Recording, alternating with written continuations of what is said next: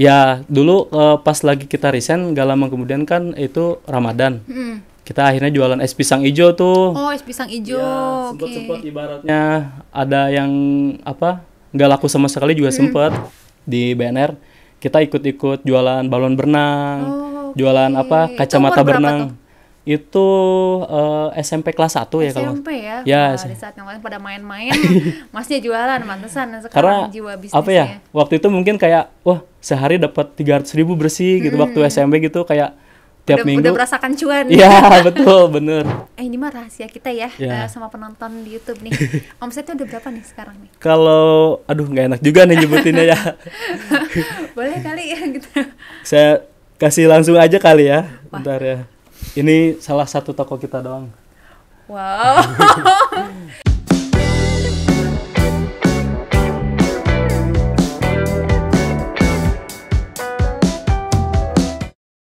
Tribuners, kembali dalam Tribun Talks. Akhirnya produksi lagi nih. Nah, masih bersama saya Geok Mengwan. Kali ini terasa spesial banget nih. Narasumber yang akan kita ajak berbincang membawa cerita inspiratif untuk memotivasi kita menjadi lebih giat dalam bekerja. Gimana enggak? Sosok yang satu ini rela meninggalkan pekerjaan dan jabatan menterengnya, lalu beralih profesi menjadi supplier produk. Tapi keputusannya itu justru dirasa tepat. Orang penghasilannya sekarang luar biasa banget. Tanpa banyak bicara, langsung aja kita sapa Gugun Gunawan, owner shop MR Ori. Halo Mas Gugun. Halo, siang Mbak. Oke. Mas Gugun ini sudah termasuk pengusaha muda ya, usianya masih sekitar 25 tahun ya Mas? 27. 27, berarti kelahiran 95 ya? 95, betul. 95, oke. Mas, boleh dong diceritain pengalaman kerjanya nih, terus sampai akhirnya memutuskan untuk resign? Kalau diceritain ke belakang sih, sebelumnya pas lulus sekolah SMK tuh dulu sempat kerja di sekolah di Tarik gitu selama 6 bulan sambil kuliah. Terus ada teman kuliah sharing info kerjaan, habis itu masuklah gitu di apa di NOC Pisat Network gitu. Kalau misalkan di ATM itu suka ada antena gitu kan. Di kantor cabang atau apa. Nah, di sana monitoringnya gitu. Oke. Jadi disitulah bermula pas kerja di sana. Oke. Nah, kan itu perusahaan mentereng ya, termasuk perusahaan mentereng karena IT gitu, nggak banyak ya ini. Nah, jabatan juga nggak bisa dianggap main-main lah. Nah, lalu justru jomplang jadi penjual es. Nah, itu kenapa? Apa yang dipikirin Mas gitu sampai beralih? Oh gitu. Kalau untuk pas kerja sih kita untuk jabatan biasa aja di sekelas operator NOC gitu, hanya monitoring gitu. Untuk pas kita beralih buat pertama kali coba usaha, karena waktu itu kita kerja dipindah di project baru. Waktu itu kan ada namanya pas ketika BRI ngeluarin satelit, kemudian remote-nya tuh dipindah dimigrasi dari Telkom ke Brisat. Nah, waktu itu kebetulan saya operator pertama yang dipindah buat itu ya, handling migrasi itu. Nah, di situ kayak kita mau makan apa aja, telepon apa bunyi terus kan. Kayak ibaratnya ya muka kusut apa segala macam gitu kan. Nge-handling gitu. Ya gitu. Dari situ kayak kayak ternyata gitu. Hektiknya kerja tuh baru kerasa banget tuh, yang sebelum-sebelumnya agak slow gitu kan. Nah, dari situ mulailah iseng-iseng gitu. Kita nyoba-nyoba istilahnya dropship lah gitu. Jadi istilah dropship tuh kita order di suatu marketplace Shopee misalkan, kemudian kita jual lagi di Tokped gitu. Kalau dulu masih lebih bagus lah peluangnya gitu, karena emang kebijakannya nggak terlalu begitu ketat. Jadi emang sekarang agak susah ya? Ya, kalau sekarang jualan di marketplace itu kita harus cetak resi dan divalidasi di situ. Karena pick up langsung ke tempat. Kalau dulu kan kita jualan di Shopee, order nih, kita upload di Tokopedia. Kemudian ada orang yang order, kita order ke Shopee. Input resi Shopee ke Tokopedia itu masih bisa kalau dulu tuh 3 tahun yang lalu. Tapi kalau sekarang harus benar-benar dari orang itu gitu. Ya, jadi toko suppliernya ada di Semarang, ada di Jawa juga masih bisa kalau dulu tuh. Kalau sekarang harus sudah ada kode booking ya.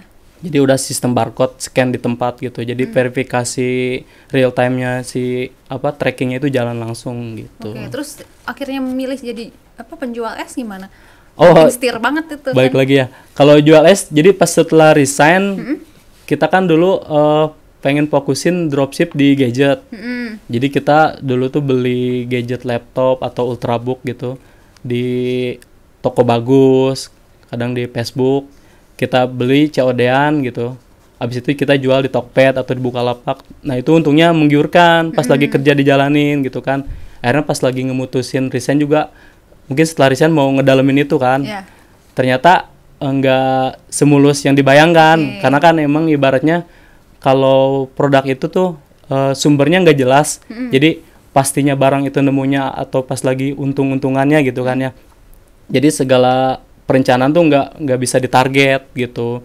Jadi akhirnya kita mulai iseng-iseng ngedropship, terus kita ketemu partner di jalan gitu kan. Ada yang jualan celana, terus sama saya, "Pak, ini saya foto celananya boleh gak?" gitu. Pas saya foto, upload, oh ternyata fotonya jelek kan. Akhirnya saya nyari-nyari foto yang mirip-mirip tuh di Google. Tapi kan namanya celana chino kayak gitu kan sama aja sebenarnya. Saya upload, kemudian penjualannya bagus tuh di Tokopedia. Sempet masuk best selling celana pendek gitu. Kemudian kita ngobrol lebih jauh, wah kayaknya kalau kita ngandelin barang dari Bapak aja, kita nggak bisa nih. Akhirnya kita nyari-nyari supplier, sampai riset produk segala macem. Makanya di 3 tahun belakang ini emang kita dalemin riset produk terus gitu, sampai ke ibaratnya bahan baku, aksesoris segala macem gitu. Sampai ke sumber-sumber import lah kita cari gitu segala macem. Karena kan kalau di Indonesia impor-impor kayak gitu kan susah didapat gitu. Kalau sekalipun mau gede juga kita harus kayak prosesnya lama. Jadi gitu. ini pas yang apa menekuni dunia supplier ya? Ya, betul. Tapi kan sebelumnya kan berjualan es juga ya. Itu bisnis keluarga kan apa atau gimana? Ya, dulu pas lagi kita resign gak lama kemudian kan itu Ramadan. Kita akhirnya jualan es pisang ijo tuh. Oh, es pisang ijo. Ya, sempet ibaratnya ada yang apa? Nggak laku sama sekali juga sempet. Jadi pas kalau pisang makanan di Ramadan itu kan keluarnya itu biasanya setelah Juhur atau setelah Asar. Karena buat hidangan berbuka gitu. Kita pas keluar, kebetulan emang pas Ramadan itu musim hujan tuh. Pas keluar hujan. Tapi yang didagangin es gitu ya. Didagangin es. Ibaratnya kan kayak cuaca tukang es. Terus tadi kan katanya jualan es cincau juga ya? Ya, betul, es cincau. Jadi emang kita selingan setelah Ramadan. Kita jual es cincau juga tuh di Jalan Pajajaran kayak gitu-gitu. Mangkal-mangkal gitu. Kejar-kejaran juga sama Satpol PP. Iya, bener. Kan emang itu kawasan steril juga ya. Jadi emang ibaratnya pengalamannya ya dari jualan es segala macam, tapi banyak manfaatnya juga sih di jalan tuh. Kalau kita emang bisa nganalisa peluang itu, ternyata yang jualan di jalan itu yang kayak kelihatan kaki lima, kadang penghasilannya juga kalau iya lumayan, lebih dari mungkin kalau yang lagi jualannya bagus itu lebih dari pekerja kantoran umumnya lah gitu ya, padahal biasanya dipandang sebelah mata gitu. Iya, betul. Ternyata gajinya lebih dari karyawan. Iya, betul. Nah, ini jualan esnya juga pasti nggak cuma sembarangan jualan kan, pasti ada strateginya. Apa nih yang dilakuin sama Masnya nih? Kalau dulu kita jualan es itu, kalau orang kan kebanyakan dari rumah jualan. Kalau ngelihat kebanyakan yang jualan, kalau kita enggak, dari rumah persiapan lebih pagi walaupun jualan es ya. Jadi persiapannya kadang-kadang kita kayak ngelebihin dari tukang bubur gitu. Jadi emang kita alapin segala macam. Terus pas lagi di tempat jualan itu kita nggak diem aja. Jadi pas lagi di depan gerobak itu kita pura-pura sibuk ngebersihin, beres-beres. Jadi orang itu yang ngelihatnya itu kelihatnya kita nggak jenuh gitu ngelihat si pandangan ke gerobak kita segala macam gitu. Jadi kayak ada yang beli, nggak ada yang beli, kita pura-pura sibuk aja gitu. Oke. Jadi kelihatan rame gitu. Ya, betul. Jangan kelihatan yang jualnya nggak semangat gitu. Harus semangat berarti. Iya, betul. Oke. Nah, kita mundur dulu sedikit nih. Mas Gugun ini kecilnya gimana nih? Apakah berangkat dari keluarga yang kaya kah atau gimana? Jangan-jangan pas sekolah udah mulai berbisnis nih?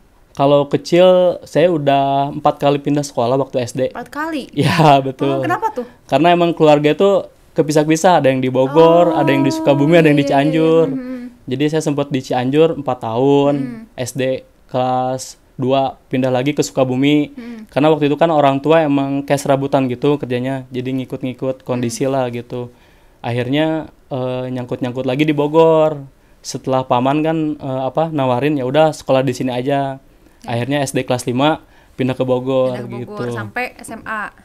Ya, sampai sekarang Sampai alhamdulillah. sekarang. Betul. Oke, nah itu emang keluarga Mas ini dulunya punya jiwa bisnis kah atau gimana? Kalau bisnis sih bukan jiwa bisnis ya. Kalau bisnis kan lebih apa gede gitu ya mungkin jangkauannya. Mungkin jiwa dagang lah gitu. Jiwa dagang. Ya, Nah, betul. Masnya juga mungkin dulu pas kecil sempat jualan kah Ya, atau gimana? jadi waktu SD, waktu SMP kita ikut-ikut jualan tuh di BNR waktu ketika di Jungle baru ada tuh di BNR kita ikut-ikut jualan balon berenang, Oh, oke. jualan apa Itu kacamata umur berapa berenang. tuh? Itu SMP kelas 1 ya kalau. SMP ya. Ya, Wah, di saat yang lain pada main-main, Masnya jualan, mantesan. Nah, karena sekarang jiwa apa bisnisnya. ya? Waktu itu mungkin kayak wah, sehari dapat 300.000 bersih gitu waktu SMP gitu kayak tiap Udah minggu. merasakan cuan. Iya, betul, bener. Oke. Habis itu ke apa Taman Matahari juga kita jualan apa ubur-ubur yang lampu kayak gitu segala macem gitu. Wah, yang penting jadi cuan gitu ya. Ya, betul. Oke. Nah, Mas ini kerja di kantorannya berapa lama nih, Mas? Kalau di kantor kurang lebih 4 tahun setengah. 4 tahun setengah Iya, ya. betul. Itu nggak nemu passionnya kak, kan ini kuliahnya kan teknologi informasi juga kan. Ya, betul. Mungkin kan itu kan kerjaannya juga sejalan ya sama Ya. itunya anak. Apakah tidak menemukan passion di situ? Ya, betul, passion karena kalau saya kan ibaratnya kayak kerja itu kalau kita jenjangin gitu, saya pikir paling mentok-mentok di engineer atau supervisor kayak gitu-gitu ya. Dan itu pun kayak harus proses lagi training kayak gitu-gitu kan, segala macam gitu. Kayak sedangkan saya ngelihat kemampuan saya gitu. Kalau di bidang TI kan lebih banyak main di logic kayak gitu-gitu ya. Bahasa mesin kayak gitu kayak nggak support gitu di kitanya, kayak wah kayak rumit banget nih gitu kerjaannya gitu. Terus dulu kenapa ngambil kuliah IT? Karena dulu sih kayaknya ikut-ikutan sih. Oh. Tapi nggak dipungkiri juga ada banyak di situ emang proses bisnis yang ibaratnya banyak ilmunya juga gitu. Yang Nggak bisa cuma dipakai buat bisnis juga ya betul. Ibaratnya gini, kalau kita pengen sesuatu kita pengen punya web atau segala macem, kita nggak mesti harus bisa. Ketika emang punya ide bisnis kita membutuhkan web, ya kita tinggal cari orang web kayak gitu-gitu sih gitu. oke, Jadi kayak mendalamin proses bisnisnya sih, manfaatin dari peluang teknologinya aja gitu sebenarnya.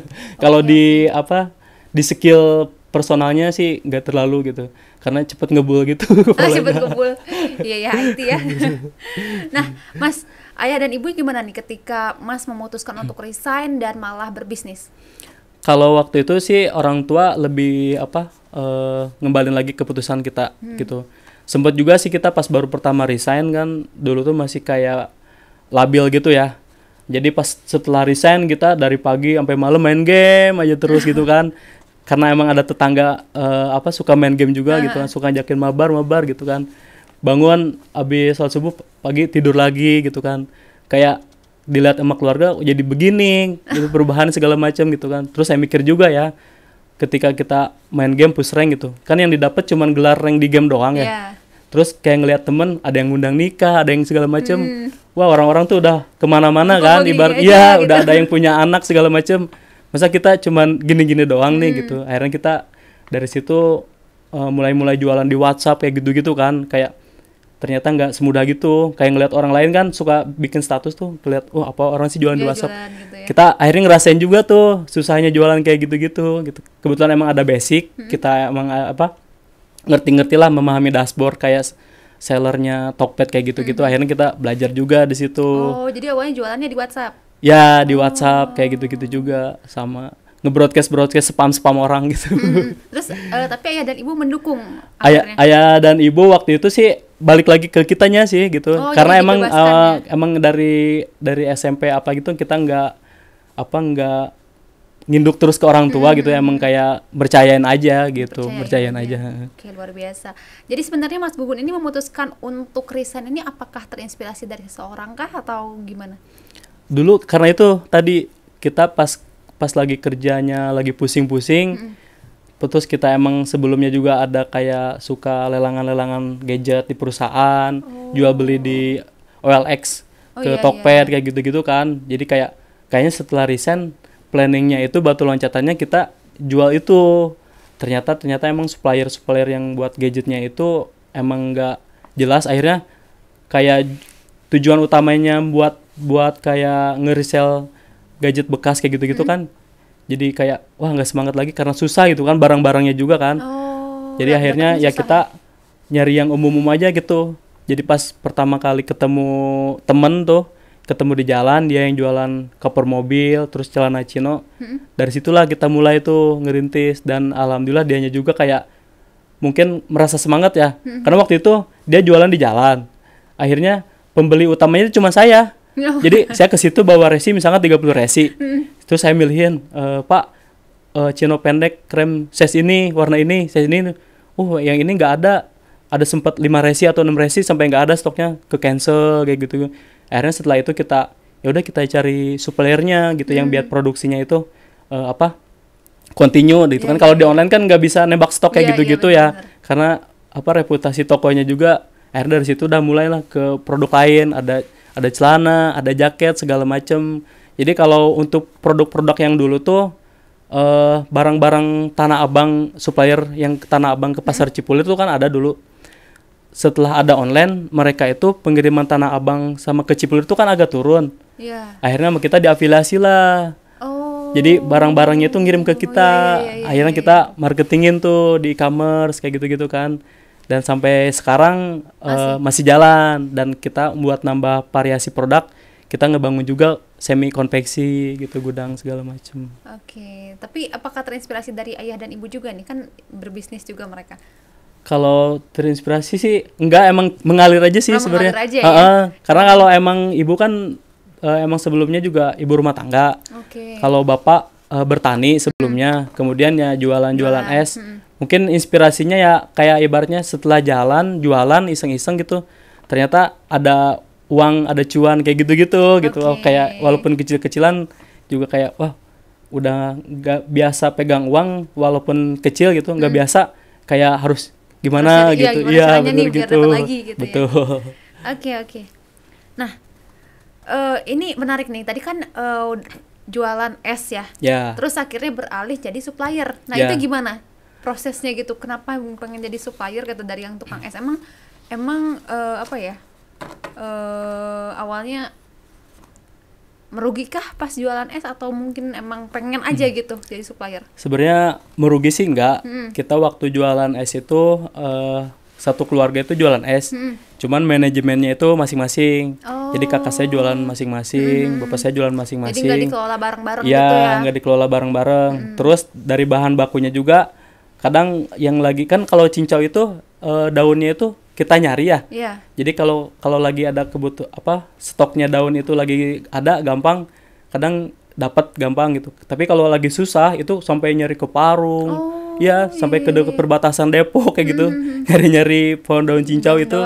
Ya, terus kan di Bogor itu kan musim curah hujannya tinggi. Iya. Jadi kayak walaupun ada untung dari kemaraunya itu buat spend tabungan di musim hujan gitu. Oh. Jadi kayak kurang cocok nih gitu. Iya, Terus iya, ngeliat iya. juga kan orang tua, bapak udah sepuh juga lah, udah tua. Jadi kayak ibaratnya kita nyari apa gitu yang ibaratnya kebetulan iseng-iseng ya peruntungannya alhamdulillah ada di situ. Supplier. Gitu, betul.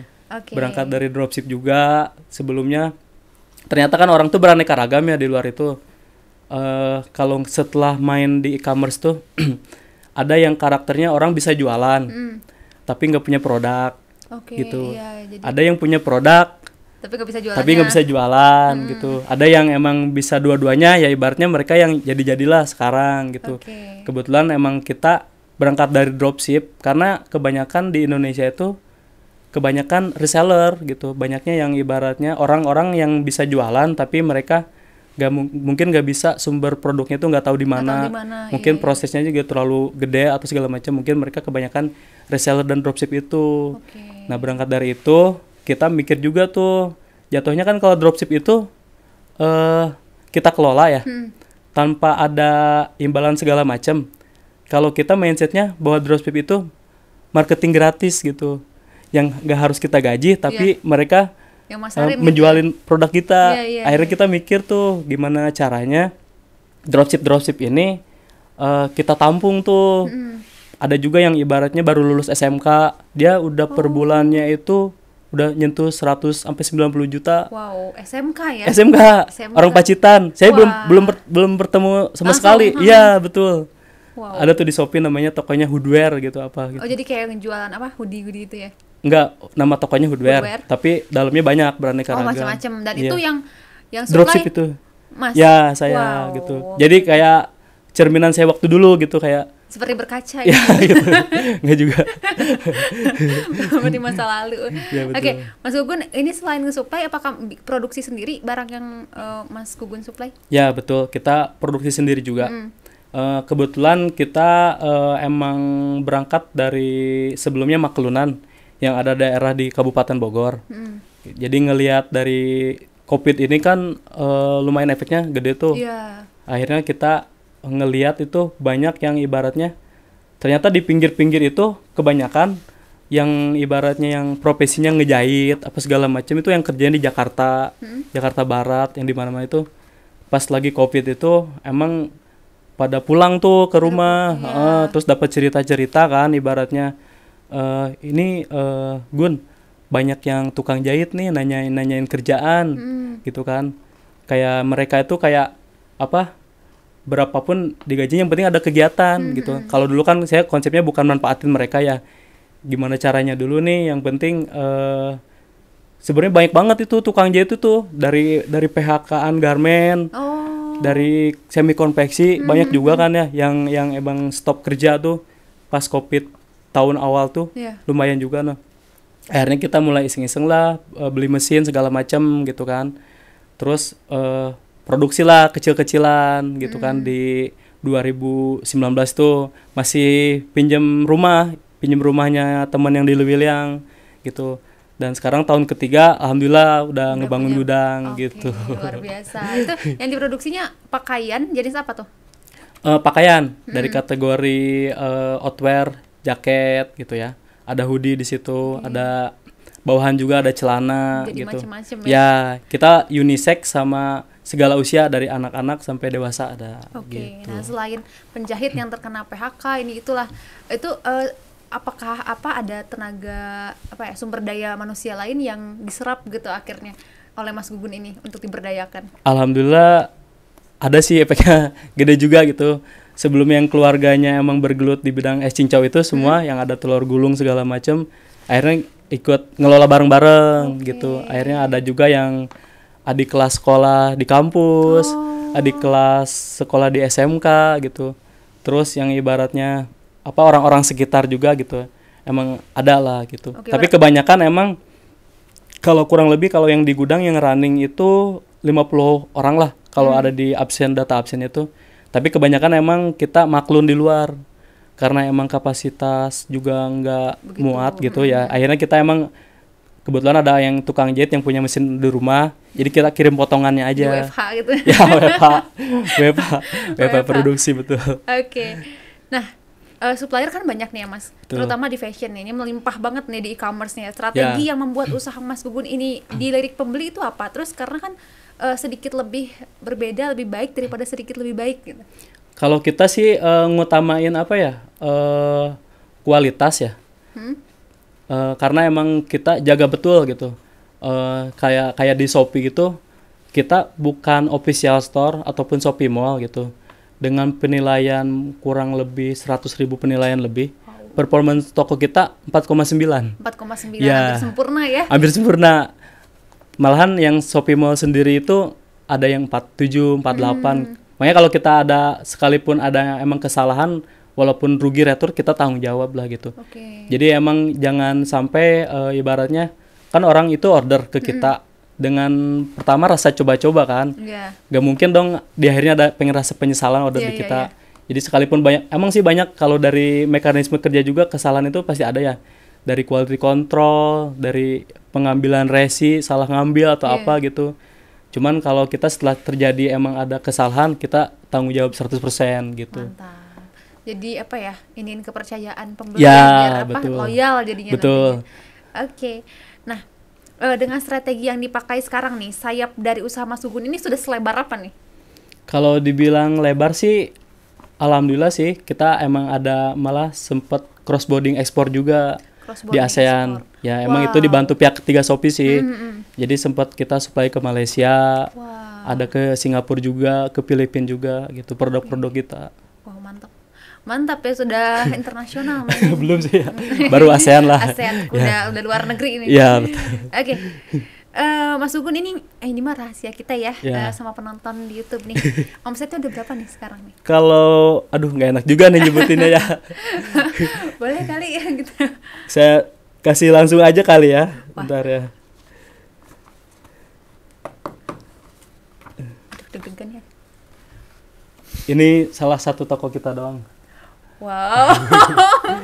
3 digit. Kita, itu salah satu toko doang ya? Ya, kita ada kayak kita jualan nggak cuman di fashion. Kita ada juga di packaging. Oke. Jadi tapi berawal namanya MR Ori juga? Bukan. Apa tuh? MR Pack namanya, mrpack.id. Jadi itu toko juga dibuat berdasarkan nggak sengaja juga. Jadi kita kebutuhan packing banyak. Kalau beli secara ecer di pasar, kebutuhan packing lakban, plastik itu kan mahal. Akhirnya kita nyari-nyari supplier pabrik segala macam gitu, kayak kardus segala macam. Akhirnya dapet tuh sumber utamanya pabrik. Akhirnya kita stok kan. Daripada itu stok sambil dipakai, sayang juga kan gitu dipakai doang gitu. Kalau pikir-pikir bisa dijual lagi, akhirnya terbentuk juga tuh toko Mr. Pack. Mr. Pack. Ya gitu. Terus selain itu apa lagi? Mr. Pack, Mr. Ori, terus? Ada Mr. Pack, Mr. Ori, ada Mr. Copper juga. Cover? Ya, jadi otomotif, aksesoris dia kategorinya. Oh, aksesoris motor gitu. Ya, jadi sarung mobil, sarung motor gitu-gitu. Oh, jadi kendaraan gitu-gitu ya. Betul. Aksesoris kendaraan. Ada jilbab juga. Wow. Mahdia gitu namanya. Wow, banyak banget ya. Ada berapa toko nih kalau bisa dihitung nih? Kurang lebih kalau toko yang running sih ada 5 sama live ya. Sama live. Cuman kalau yang intensnya itu hampir semua marketplace ya. Shopee, Tokped, Lazada, Bukalapak, JDID, Beli-beli. Kita main juga, TikTok juga main TikTok juga, gitu. Jadi semua platform ya? Ya, semua platform. Mantap. Oke, terakhir nih Mas Gugun, mungkin ada pesan dari Mas Gugun untuk anak muda nih yang pengen berbisnis nih. Kalau untuk anak muda pesan-pesannya ya yang pertama investasi waktu aja sih. Investasi waktu. Jadi selagi waktu masa senggang, kalau kita investasikan untuk belajar, contoh misalkan kita pengen dapat penghasilan dari YouTube. Kalau misalkan kita ngulik 1 minggu, 2 minggu, sebulan, 2 bulan, mungkin belum terasa profit lah. Iya. Tapi di situ ada ilmu yang ibaratnya hal-hal baru. Jadi sambil belajar. Ya, betul, sambil belajar. Terus kita di jualan dimanapun kayak gitu-gitu, nggak boleh menyerah gitu. Kurang-kurangin males-malesan sama rebahan lah gitu. Rebahan. Ya betul. Intinya gini sih, investasi waktu kalau kita sebulan, 2 bulan, 3 bulan buat mendalami sesuatu yang kita targetkan, insya Allah di bulan-bulan berikutnya atau tahun-tahun berikutnya udah bakal jadi pegangan kita itu. Jadi mata pencaharian kah atau ibaratnya emang tujuan hidup kita gitu sih sebenarnya. Mantap. Nah, itu Tribuners buat yang mau mencoba untuk berbisnis. Oke, baiklah Mas Gugun, menarik dan sangat inspiratif sekali nih perbincangan kita kali ini. Terima kasih banyak waktunya. Sama-sama Mbak Gege. Dan semoga yang diusahakan saat ini tetap lancar dan semakin sukses. Amin. Sampai ketemu di lain kesempatan, Mas. Siap, sampai ketemu. Oke, Tribuners, usaha banyak jalannya. Ada banyak sekali peluang di depan mata yang sangat bisa kita manfaatkan menjadi kesempatan. Tinggal kitanya mau melakukannya atau tidak. Oke, sekian Tribun Talks kali ini. Saya Giok Mengwan, pamit undur diri. Sampai jumpa.